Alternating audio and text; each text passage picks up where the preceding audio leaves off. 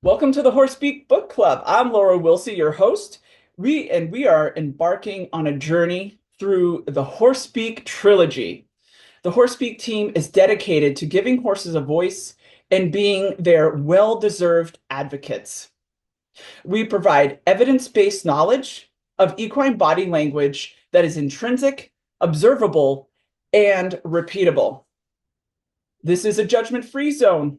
Everyone here has a varied horsemanship background, and we ask you to keep the environment safe so no one feels shamed in any way. So let's begin. Step 1, building your foundation.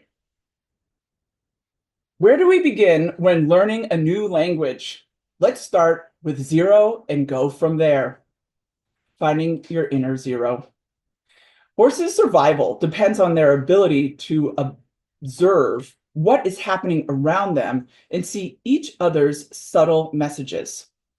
This is only possible when the herd, same species or multi-species, of many or only 2 in the barn or loose in the pasture is calm. When one horse starts to pick on another, the others in a herd may quietly separate the 2, adjusting their positions until there is a state of calm again. In conflict, opponents are likely to kick or bite at one another. Perhaps one will drive the other away. Then, as quickly as the disagreement began, it ends. Horses do not thrive on stress and excitement. Sharon, regularly observes her herd and usually sees some standing a few feet apart, some lying down, and others grazing, but all striving for a steady state of calm.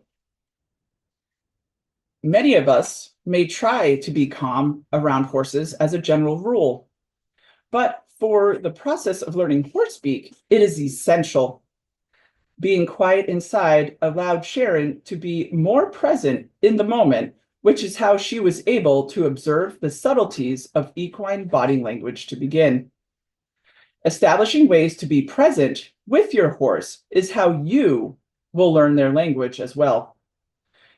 Sharon calls the state of being present in the moment, being aware and calm, inner 0. 0 is the first thing she teaches any of her students. She asks them to imagine a favorite peaceful spot, a happy place. Some think of a favorite song, a lovely image, or an emotionally fulfilling memory. We have individual gateways to our 0.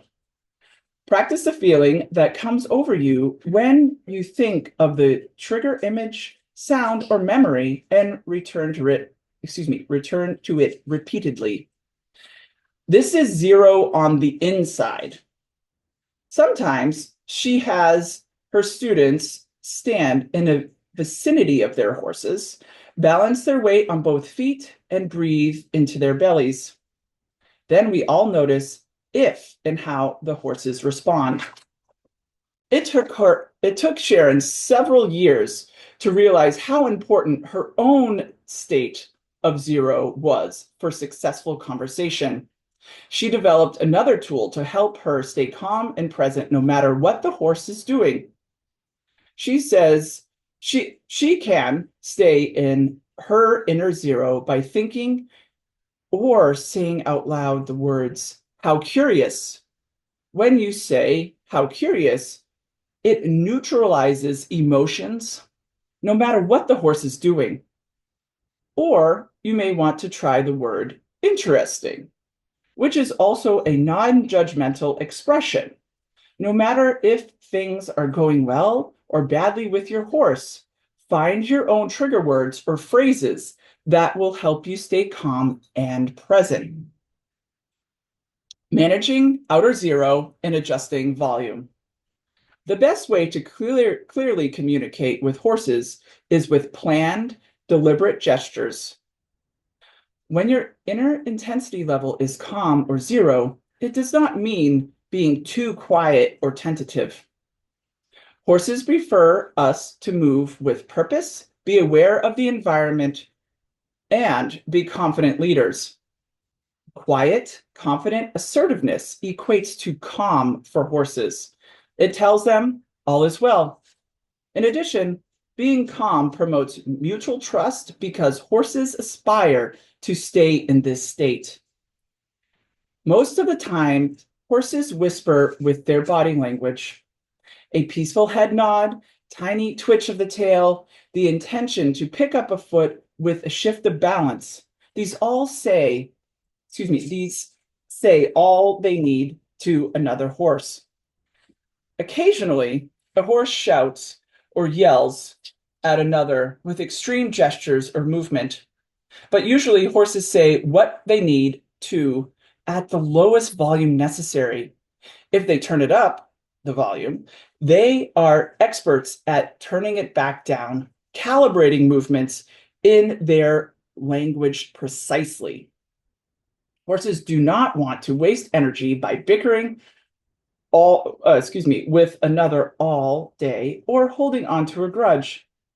In order to ensure safety in the world, they want to stay quiet and not call attention to predators with noise or hoofbeat vibrations through the ground. When a horse asks another for space, he may simply tail swish, then throw his head, stomp a foot, and finally kick or bite. As soon as the other horse moves, everything goes back to zero on the outside as well as on the inside. Horses are good at this, but we have to practice. For the sake of mutual conversation, it is vital you understand how to adjust the volume of your own movement in response to theirs. You can learn to mimic their language and adjust your volume with the appropriate intensity. To make this easier, Sharon has assigned numbers to represent the levels of intensity of physical movement or volume you might use in conversation with a horse. She uses 5 numbers: 0, 1, 2, 3, and 4. As the numbers increase, so does the size and/or emphasis of your movement. She likes to use the numbers to label these levels of conversation because there is no emotional attachment to them. Indeed, you should never be any negative emotion in any of the conversations you have with a horse, no matter how large your gesture has become. In general, 0 on the outside is like 0 on the inside. It means complete calm in mind and body. What does outer 0 look like? 0 intensity, energy, or attitude doesn't mean you're not doing anything. Outer 0 is the way you are doing it, physically, and has different postures. You could bend your knee to cock your own hip sideways, the way horses do. Put your hands in your pocket, soften your gaze, and drop your head slightly while breathing deeply. Look at the ground and blow out a sigh. Make your body look limp like a rag doll. We develop our own versions of outer 0 around our horses. The next phase of intensity is level 1, which is intention, your determination to act a certain way. Alone, without much movement at all, level 2 volume adds motion to intention. Level 3 adds movement toward the horse and may include touch. Level 4 volume is most intense, including the largest of gestures in any given situation. Another way to look at this is to consider the 5 phases of physical movement or volume as calm, thinking, asking, telling, and insisting. Remember, this is not about training, just about language. Different intensities of movement are the adjectives in horse speak. Your goal is to habitually turn to outer 0, no matter what level of intensity has been use for any exercise or conversation. Because ceasing intention, motion, gesture, or touch, turning down the volume, is the hardest thing for any of us to learn. If you practice nothing but returning to inner and outer zero whenever and wherever it might be necessary, many of your problems with your horse would melt away. Horses let go of stress and effort more easily than humans do.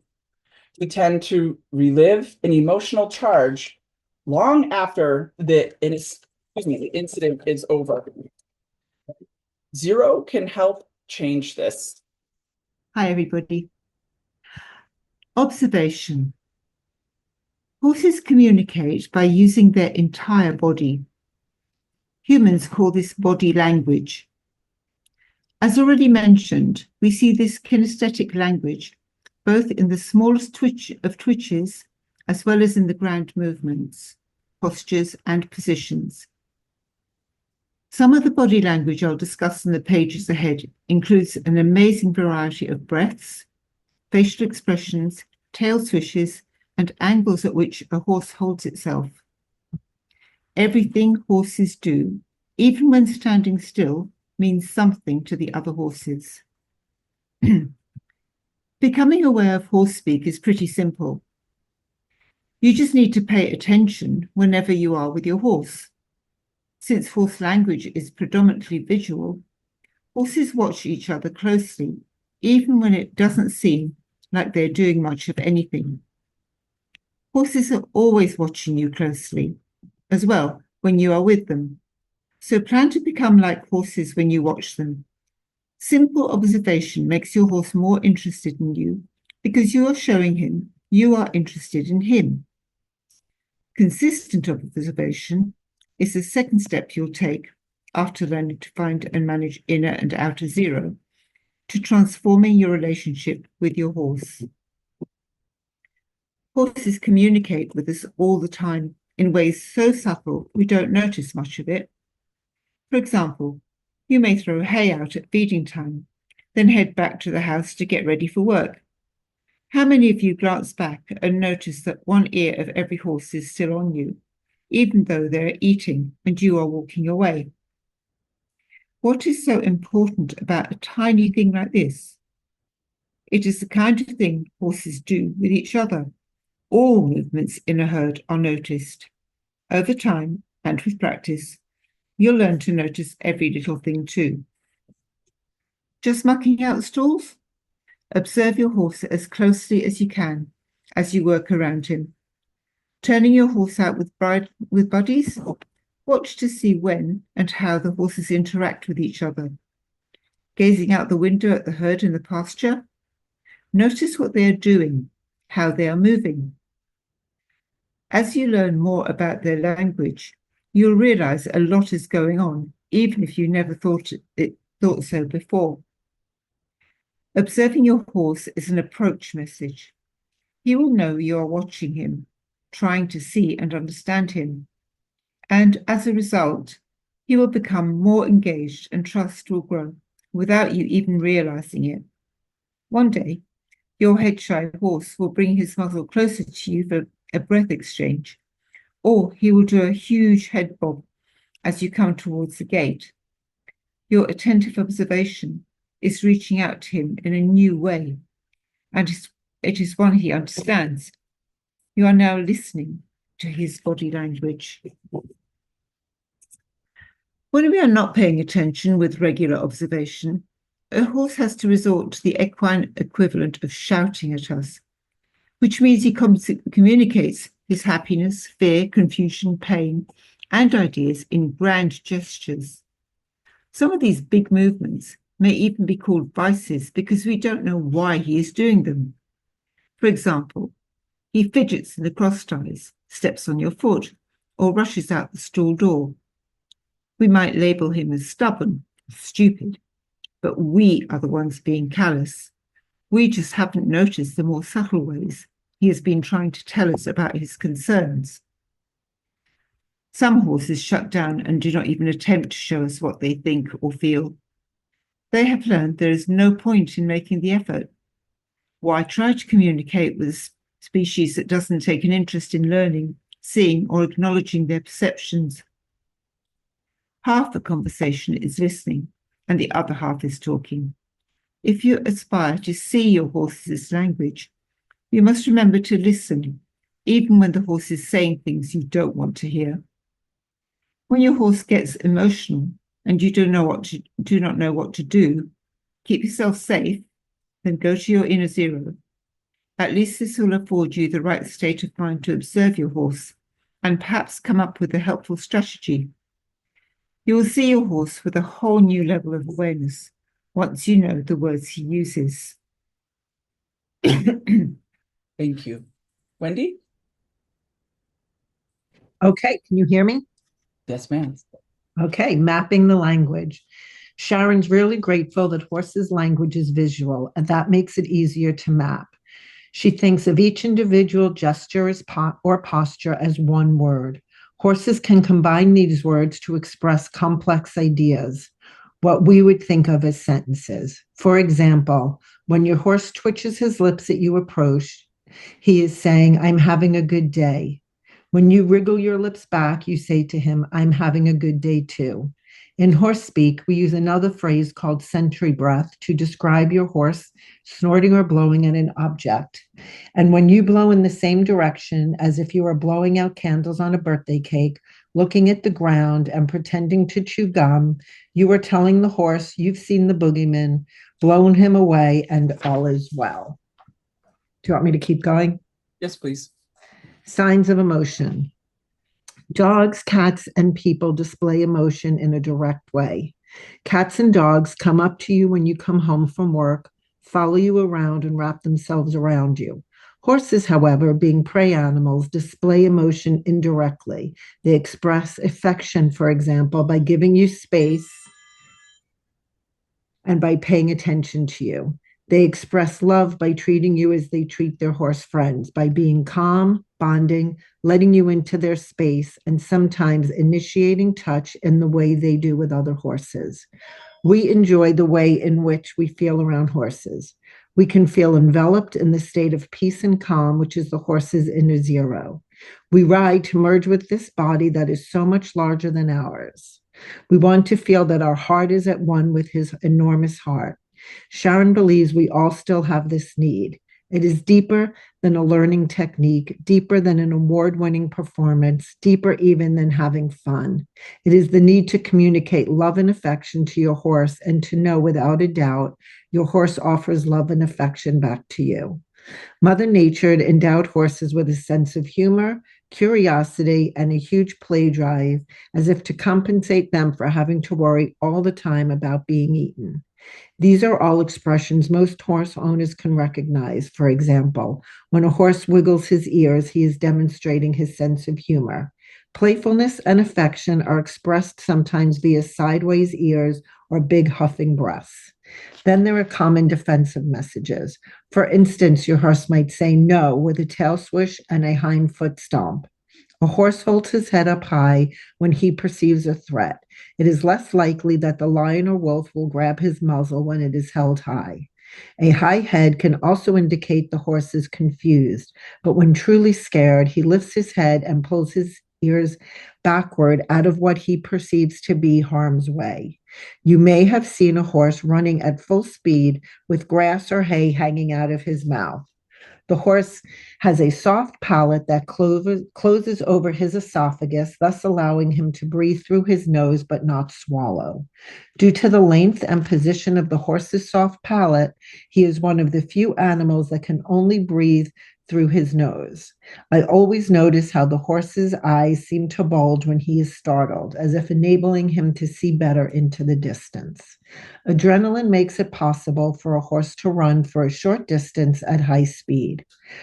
When he is panicked, his shoulder blades, which are not attached to the skeleton, rotate upward, literally making him taller.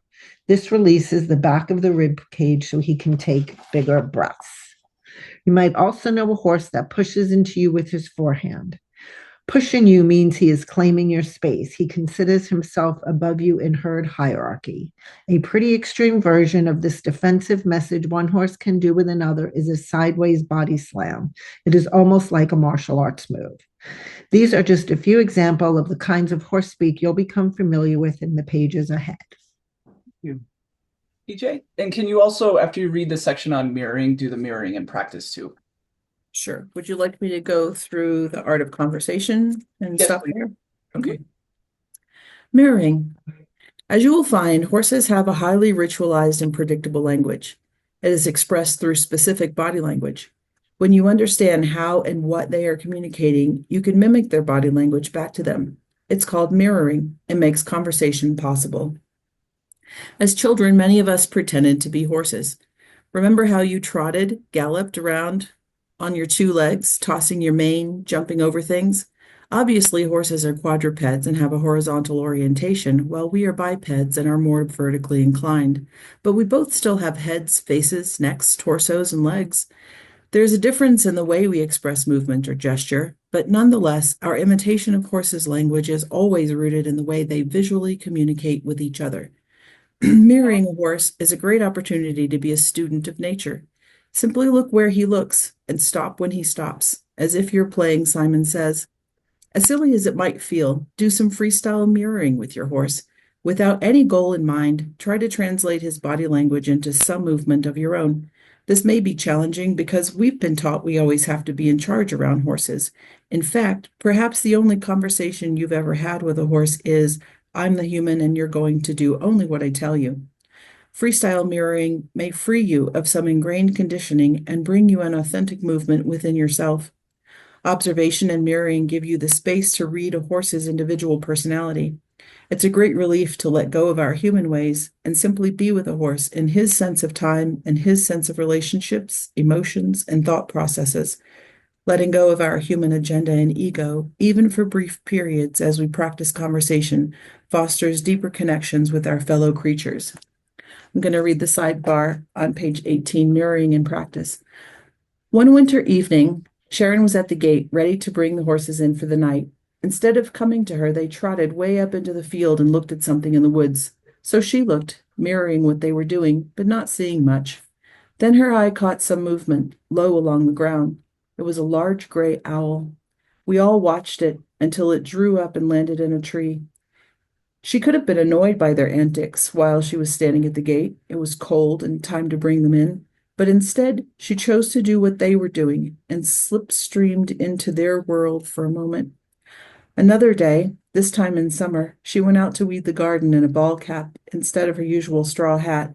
Her mare came over and was very obviously looking at the cap. She didn't really know why. Maybe she reminded her of someone else, or maybe she was noticing a different detail in her environment, a detail that happened to be on Sharon's head. She looked at the cap with concentration for a few seconds, and then, as if catching herself being rude, looked off to one side. So, of course, Sharon looked to that side, too. She wanted her to know that she saw the gesture, and then she dropped her head, licked and chewed, and Sharon did, too. It was a sweet, still moment in her day. The art of conversation. Once you begin to see his language, you will also start to see how the horse sometimes has ideas when he's with you. When you have established communication through horse speak, you can also see how interested he is in your ideas. Most of a horse's ideas are about relationships with other horses, the negotiation of personal space, and the comfort of food and water, of course. Breeding horses think about cycles, birthing, and the raising of foals. It wouldn't naturally occur to most horses that it might be fun to push a big ball around, jump a course of obstacles, or dance with a two-legged human beside them or on board. Horses love to be praised. They take pride in their accomplishments with us and enjoy being admired. When they feel listened to, many horses will claim their performance and enjoy showing off. All horse training uses a version of shaping behavior in repetitive exercise. Schooling often involves desired movements being rewarded and unwanted movements being punished. When a trainer is consistent, there will be some successful behavior modification. I know because I've been a trainer.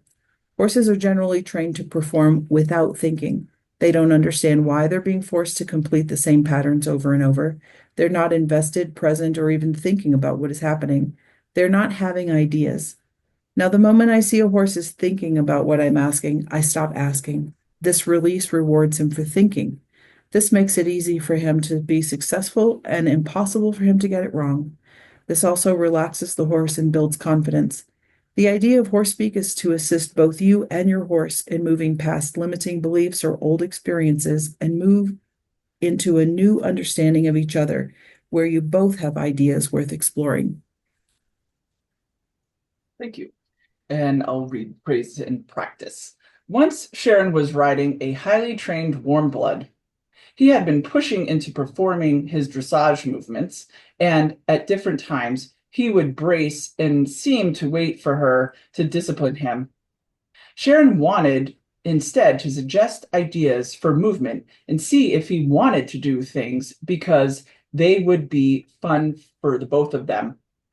When he felt graceful, Sharon praised him. Then he would forget that they were having fun and brace again.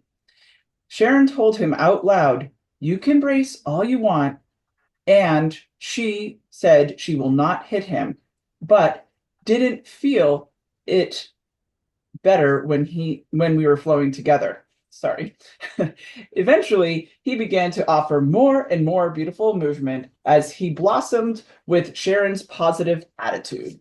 And so, Sherry, if you could read the next two sections, and then we'll end our reading portion. I'm fine. I'm just here as a backup. Do you want to go Yeah, ahead we'll and just go keep going. Yeah, absolutely. Oh, go ahead and read more? Okay. Yeah, read the two. Stop at pausing, please. Okay. A sense of humor. Sharon enjoys being with horses. She smiles and laughs a lot.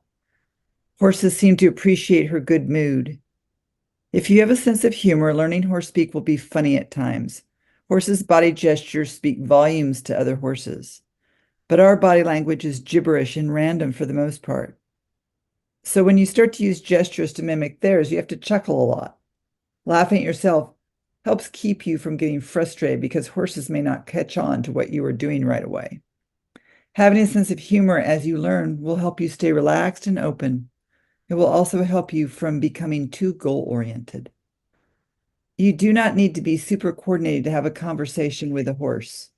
The horse has evolved to have great tolerance for humans. You may just be guessing what to say back to him with your body, but keep practicing.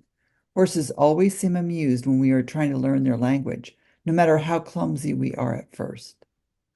In the horse world, there's a tendency to be very serious-minded.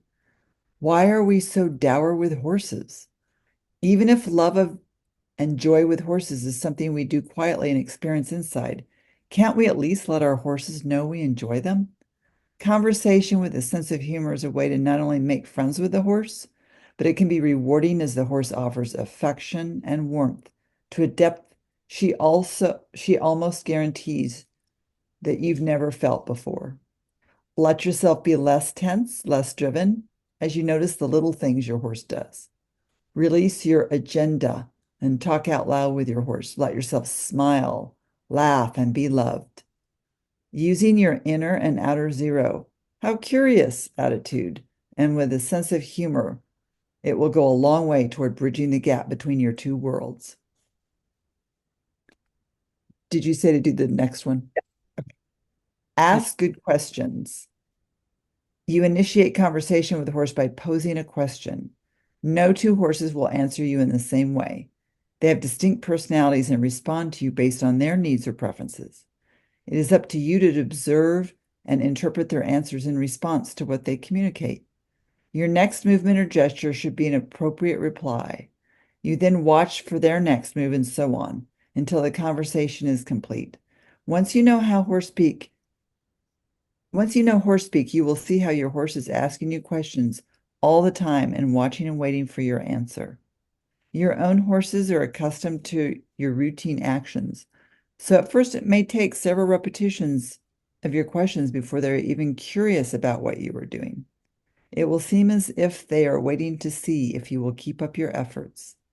In addition, although the gestures take seconds for you to do, you may not see the horse's side of the conversation right away. Remember, Every twitch, lean, ear flicker, or look is an answer to your question. So it may be that your horse is responding to you, but your eye is not yet trained to see it. His response may be too subtle for you to read. Given time and practice in observation, as we discussed on page 12, you will start to see the small gestures. You will be amazed how much your horse actually says when it doesn't look like he's doing much at all.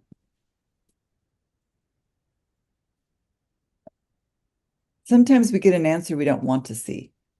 Say your horse says no with a swish of his tail and a hind foot stomp. Read more about this on page 127. You may find a way to take a different direction, one that you are both comfortable with. You can be sure he has seen your language attempts when he starts to ask you questions in return. You may even miss these at first. Thank you. All right, so we're going to pause there at pausing. So we'll start up next time on page 23 with the subtitle of pausing.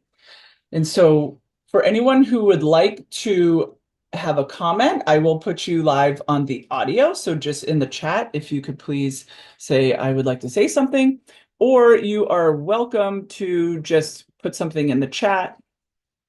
And yeah, and I just see, I know one trainer that truly believes that horses think and have their own ideas about the work and respects those ideas, like Sharon. Cool. That's great. Thank you for adding that. I had one moment of, let's see, I underlined it somewhere in here that I really, where did it go? We want to feel our heart is at one with his enormous or hers enormous heart. Sharon believes we will still have this need. It is deeper than a learning technique, deeper than an award-winning performance, deeper even than having fun. It is the need to communicate love and affection to your horse and to know without a doubt your horse offers love and affection back to you. I really, out of all the beautiful sentences here, this was an awesome thing that hit me because yeah, I think most of us are here because we love horses. And sometimes we do get frustrated because we might not know what to do, or we did a gesture, posture, or signal, and like it said, every twitch, lean, what have you, is a response. So this is where the practice of the language comes in, so that, you know, it does take time to learn to take in the entire horse in one moment. So that's why we do suggest, if you are starting out or wherever you are in your horse speak journey, to film yourself and then circle back around and watch it. So then you can see what happened, because the learning curve is, for observation, takes some time. So it's really important so you can feel success of the one thing. Be like, you know what? I noticed the ear twitch when I did this thing. So just a second, we have just that last paragraph. The subtle movements, everything means something. Yes, they are never saying nothing. And nothing is ordinary. Nothing ordinary is ever happening. Whoops, sorry, chats are coming in and I'm losing my spot in reading. Heart to heart, always. Absolutely. Hence why we have Everything Means Something is our year-long program, where it takes you 52 weeks to go through the first book and the third book, Essential Horse Speak. So it's if you're interested in checking that out, go to our website at horsespeakacademy.com. My favorite parts of Horse Speak are the phrases. How interesting and how curious. Yes, absolutely. It helps, like the book said, it helps you have more fun and not be so like goal-oriented. We also say in Horse Speak, task tunnel vision. Because that's when we get in trouble. We're just like watching what's happening in front of us and not seeing the big picture. So thank you for that. Thanks again for reading out loud. Reading out loud reminds me of the stories I read to my kids. Yes, it is also great for our auditory learners. Yes, absolutely. Because some of us Also our visual and kinesthetic learners. So visually, sometimes we might have a struggle with the auditory reading aspect. So, having the words out loud is very helpful. Plus, everyone's busy. And there's a lot of material to go through, especially when we get to the third book where it's 100,000 words in a 200 plus page book. So this is really fun for me also. So I'm glad you're enjoying it. I have a question about missing next week. Do you post anywhere regarding how much was read? I will be skiing next week. Good for you, and want to keep up with the reading. So yes, I will post. These will be recorded, and so it will be on the Horse Speak website, as well as it is going to be on YouTube also.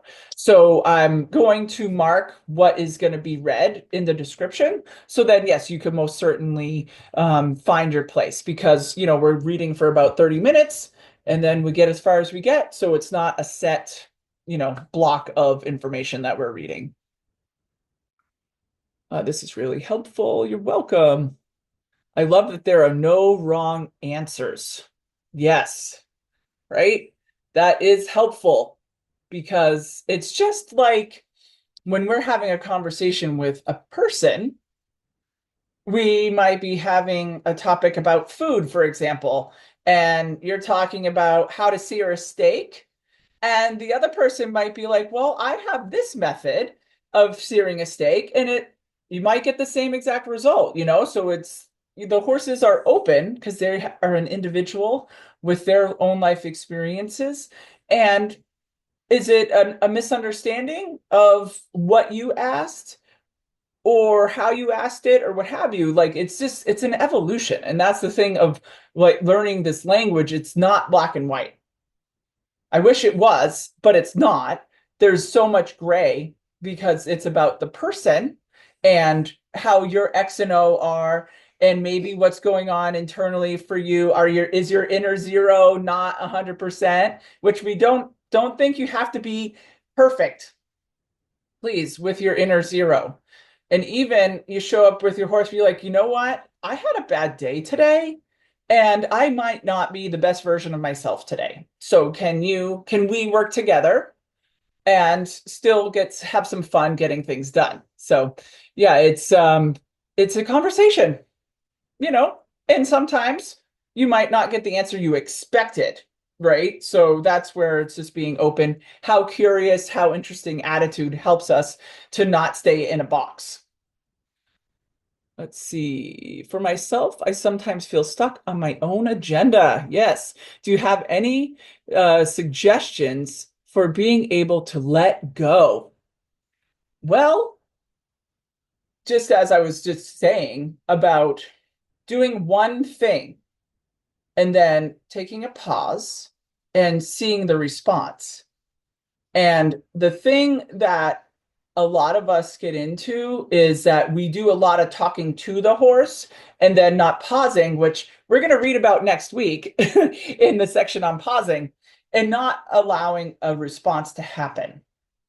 So one thing that we do in our patterns webinar that is also on our website, it is setting up our chessboard in a way so that we have, as a person, a more predictable pattern that we are planning on doing. So then we have objects. So then I know when I go in, I'm going to go touch the wall on 3 places, and I go do a lap, and maybe I'll switch directions and do another lap, and then go into the center. Because the pattern builds a understanding and conversation. And so then the horses know predictably, this is what we're going to do to start.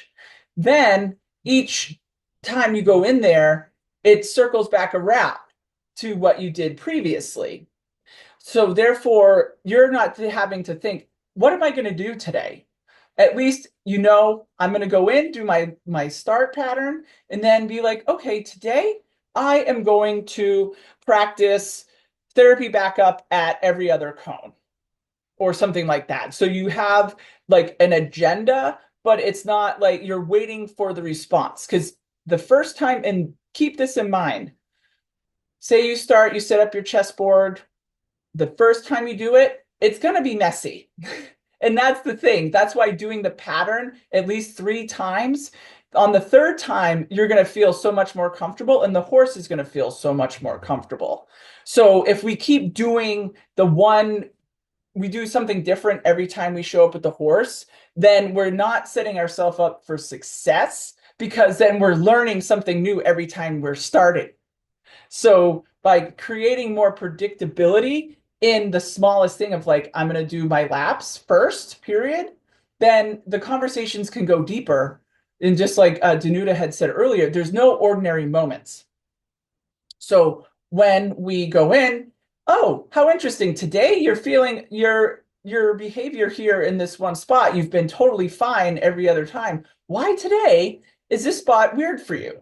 Your head goes up and there's a spook. Is that about the environment or is it internal for the horse or maybe for yourself? Maybe you're having an internal boogeyman.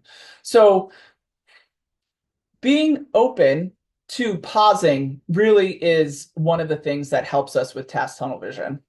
And if you're starting to feel internal stress, then that can also be a sign that you are in task tunnel vision, because nothing else matters and you're just plodding along doing the thing and your horse is like, I'm not happy. So I hope that helps, because there is it's like slowing down really is a big key to getting out of task tunnel vision. So thank you all for your chats today. We have how curious helps us notice things, our horse or ourself, without judgment, and helps us then ask ourselves, I wonder why that might have happened. Yes, always asking the why question is totally a thing. So Sherry, you have your hand up. I'm going to unmute you and let you talk on the audio. Good to know the raised hand works when we're not on gallery or something. I wasn't sure about that. Yeah, no worries. So I wanted to talk about zero, but also an experience I had a few days ago regarding what we were reading about with horses noticing everything going on and how they react or don't visibly maybe react, whatever they're doing. They're just watching, observing, and responding or reacting. Mm-hmm. What happened was I spend a lot of time in different herds at the farm I'm at, and I just love to hang out with them and watch them. And I'm doing a lot more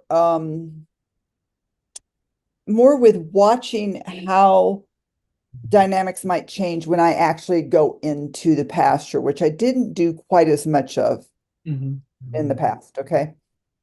So what happened was last week, there were 2 really large horses that are very much a pair.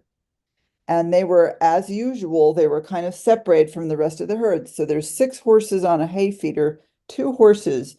And I sent this video. I may send it into the club next month. I'm not sure yet, but there were 2 horses that one of them was trying to get the other's blanket off. And it was incredibly, I don't want to use the word violent, but it was incredibly huge gesturing, squealing, just the sounds that were coming out were crazy. And I was just walking down to see my gelding, and I saw this, and I know both of these horses, and they're big guys, and the one had the other's blanket pulled all the way up almost to his shoulders, where the leg straps were all the way extended, and there was a belly strap hanging. And I saw that and I thought, okay, got to do something about that. Right. So then they took a break, and because I called the barn owner, I said, hey, are you at home? This is what's going on, and hung up the phone with her, turn around. They're a little bit further away from me. It got much more ramped up. And so I completely went into react mode, went into the field and was yelling the entire time, hey, hey. I just kept yelling, hey, thinking I could break their attention or something, because what I saw was a concern about the blanket being ripped, them going running, somebody getting hurt. This happens. Mhm. And so obviously what I was doing wasn't working. They were just completely focused. And one of them was, he was really sitting in his butt, the one whose the blanket was being pulled up. Mm. But what I noticed was, I was in a ramped up state because I'm like, I felt this sense of urgency. I wasn't panicking, but I Mhm. felt a sense of urgency. The panic would have probably come up had they started running and something was wonky and the possibility of tripping and really having a bad accident. But what I noticed was suddenly those 6 horses were everywhere, running around. They'd been sitting there eating peacefully. I come in yelling at these 2 guys to break it up, and I had to cross a distance and was still, emphatically yelling to them. And then I realized the herd, it completely shifted the herd that was over at the feeding bin. And before I know it, the little colt is up on the back of another horse trying to pull off his blanket. It was just suddenly there was all this craziness going on. And Mm. so I just sat back and watched and I thought, wow, I wish I had that whole thing recorded from like a bird's eye view. It would have been fascinating. Mhm. But the reason why I'm sharing it is because of what we talked about with being in a state of zero, observing, responding, doing your best to interact, seeing what the conversation becomes. But I came in clearly not at zero. Mm. And so it was a situation where it wasn't about training. It wasn't about trying to get them to do anything but be safe because I saw a safety issue. I think they would have been fine in retrospect, but you don't know that. It looked really precarious. And I finally got the blanket off the one guy. So that's my story. And I just kept thinking about it as we were reading about that. Yeah, so in my mind,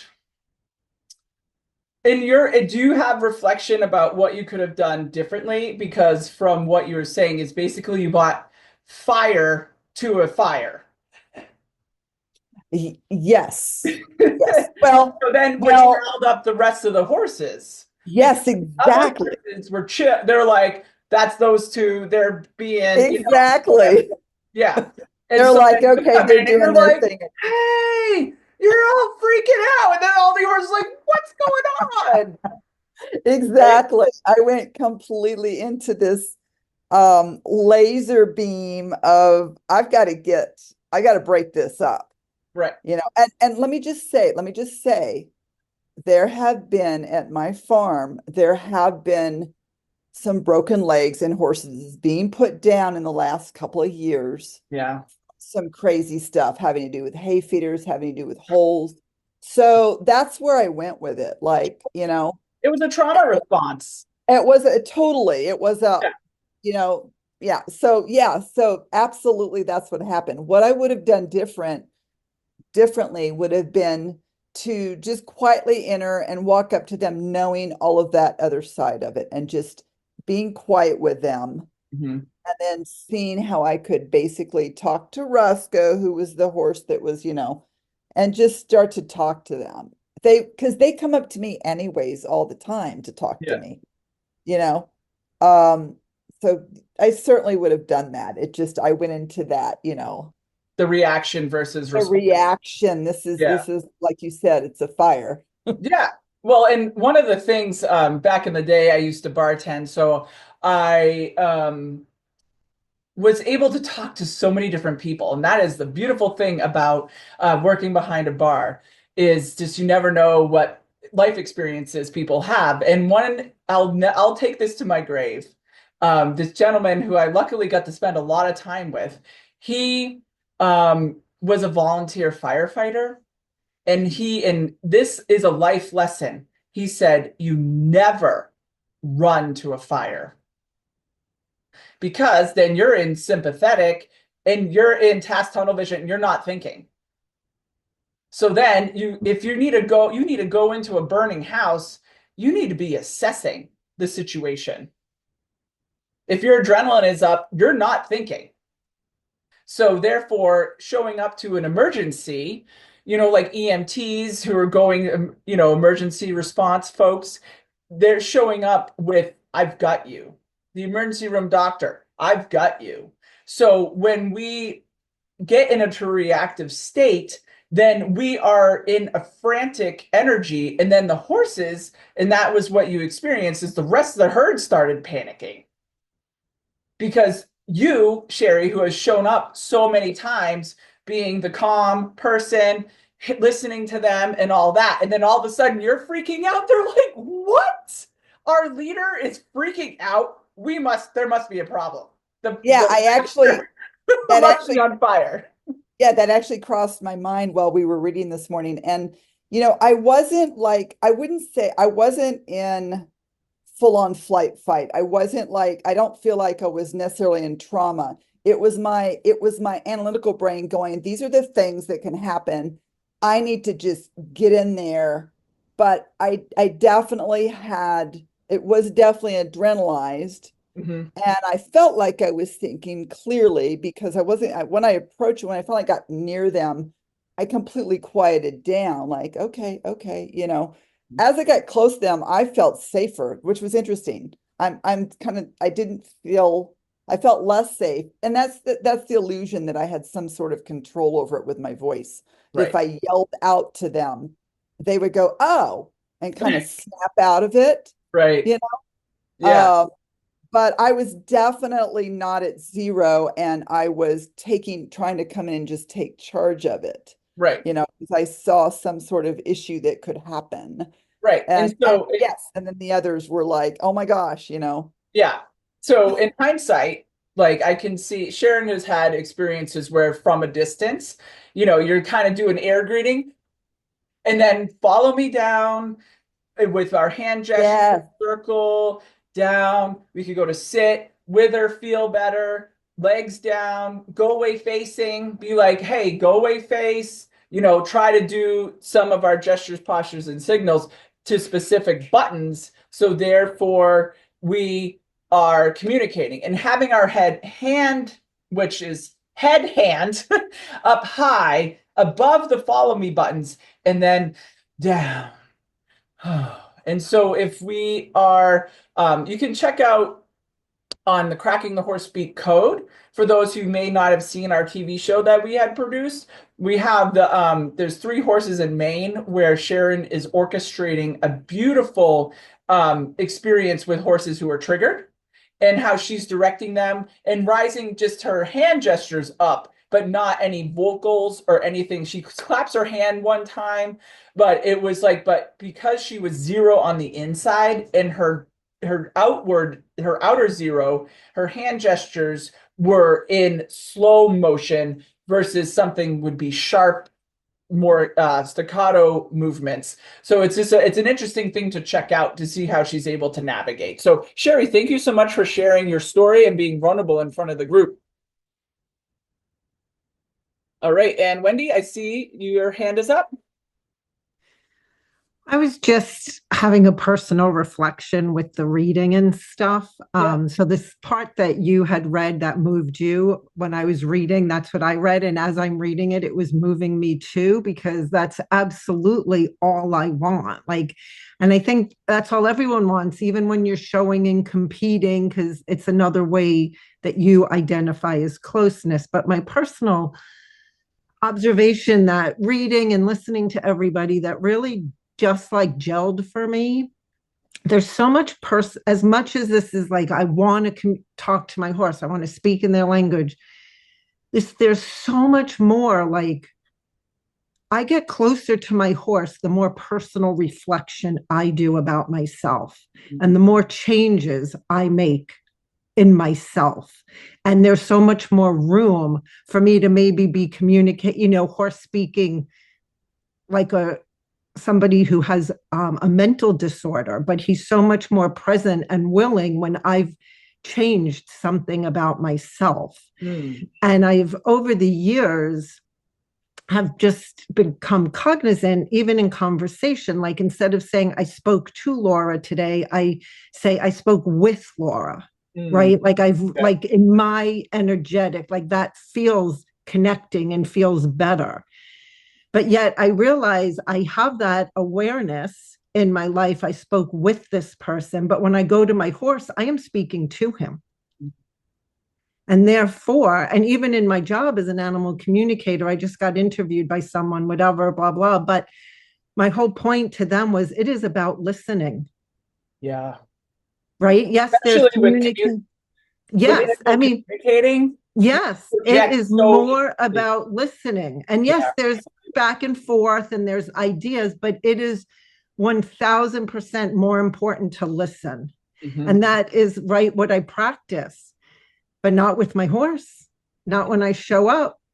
It's about all this other stuff. And I just really got that really just deeply from this Awesome. today. Thank you. Yeah. And that's, I think the more that we can be honest with ourselves, it's the congruency. Do our Right. insides and our outsides match? Right. But you know what? My insides like match in terms of the heart and all that I want, but my training, history, habits are this is how you show up and are around a horse. And I mean, I've changed so much already, but I have a lot of success as the way I was with the horses I had that were good with it. And plus, it could have been more if I had been in touch with any of this. But it's habit, right? It's like I'm going to see my horse and like they're not my dogs. I mean, I love training and working with my dogs, but I'm working with my dogs. Right. It's so interesting, right? To compare. Right? Yeah. Yes. It's a Like different mindset.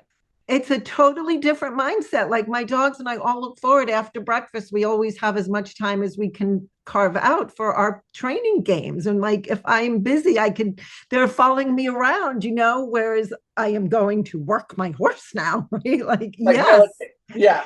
Yeah. Yeah. It's Well, just crazy. this is the Yeah. beautiful thing that thank you for being vulnerable also in front of the group. And one, you've been around horses for 50 plus years. Yeah. And so therefore, you're unraveling all Yes. of that muscle memory. Right. So then you are noticing the one things that you're doing in the direction where is more heart-centered Yes. task tunnel vision. And Yes. so that is the big thing. We want to check those, just if it's one thing, the brain wants to feel success. And so the more we can just say, today, I noticed my task tunnel vision and I said, switch tail, no thank you. I'm going to go heart first. And I'm going to be with Yeah. my horse rather than doing two. So it's like it's a beautiful thing. Just the smallest thing is all the brain needs to know. Yay, I win the prize today. So I really appreciate, again, you reading today and sharing this because I think other folks could have the same kind of thought. And because we're going to wind down the meeting today. Okay. Yes. Well, okay. Thank you. You're welcome. Thank you. And I thank also Danuta, PJ, and Sherry, it's including Wendy, for reading today. And it was a pleasure being with you today. And what we want to do is to give you the gift that horses gave to Sharon, which is the exact and specific nuances of how our body language can communicate clearly with them if we just take the time to learn how. If you'd like to learn more about in-person or online learning opportunities, please visit our website, horsespeakacademy.com. May you enjoy the journey of learning horse speak and have fun, which is most important, while doing so. Thank you and have a wonderful day. Till next week, we will continue on our journey and we will start in the English version on page 23 at the subtitle of pausing. Take care, be well, and we love you.